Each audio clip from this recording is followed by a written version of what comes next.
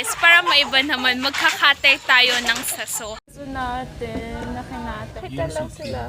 Malaki talaga siya, guys. Ito, may isa. May pintig pa to. Magiging bahay nila. Lagyan natin. Yung mga napisa natin noong December 25.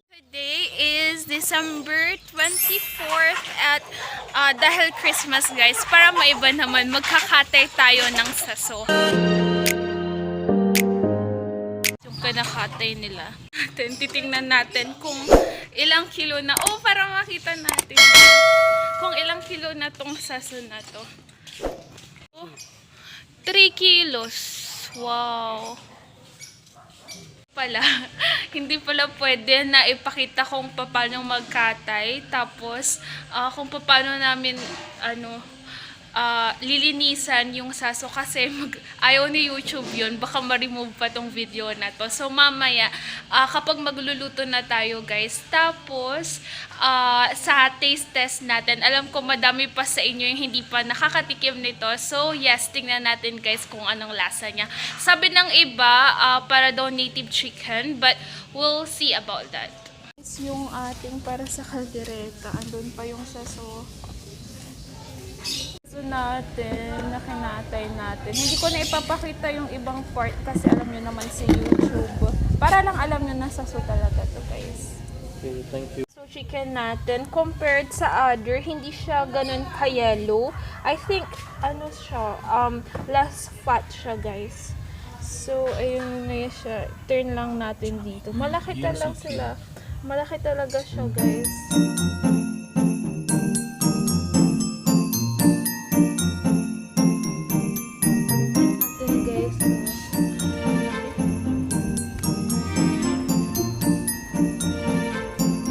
Magkatay, ayan, inaalis niya yung yung mga lamang loob guys. So yan guys, yung mga hindi pa or first time pa lang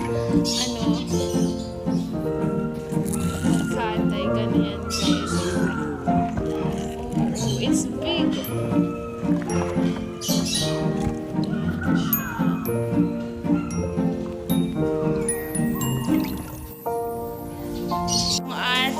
Fried saso chicken. Ayan guys, oh. Mamaya kakainin natin yan.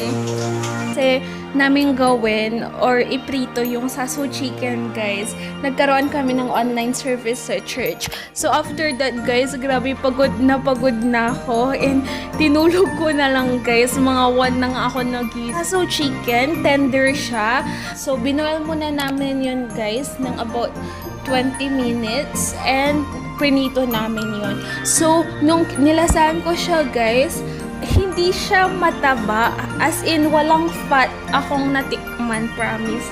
Tapos, tender siya, but masarap siya guys. Pero guys, kailangan kapag magluluto kayo ng sasu chicken, lagyan nyo siya ng seasoning guys kasi medyo matabang siya kapag walang seasoning. But overall guys, grabe ang sarap at ang laki, promise guys. Grabe no, 3 kilos isang chicken lang. Grabe talaga guys.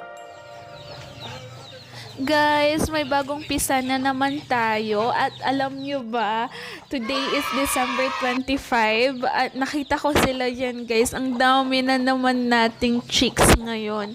So, talagang dumadami na tayo guys. Ito yung ating number 3 hens. So, bali, meron siyang about 8 siya na chicks guys.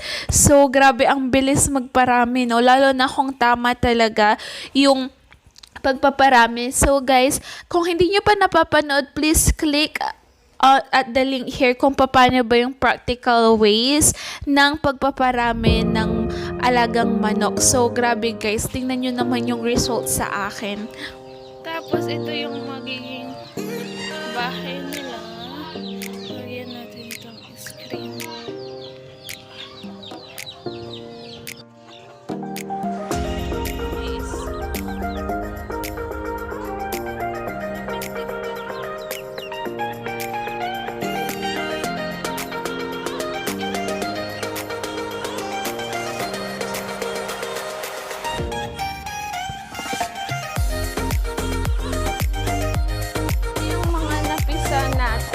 December 25. So, ayan sila guys. Bali, ito lang na ano, na net. Tapos, itong kawayan. Tapos, yung mahogany yung ginamit ni Papa para gawin to.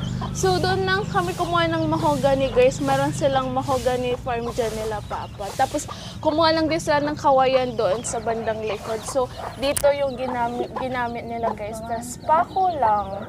Ayan. So, safe na safe sila dyan guys. Buksan natin para makita niyo sila.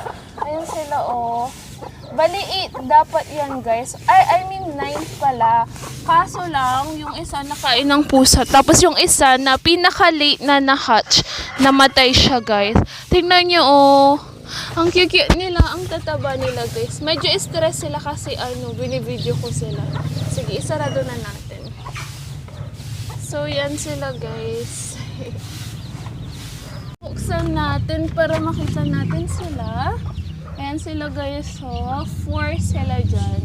So malalaki na sila guys, yung pakpak nila na, tumubo na. So 2 weeks, mahigit na sila ngayon. Tapos hiniwalay na namin sila doon sa kanilang inahin.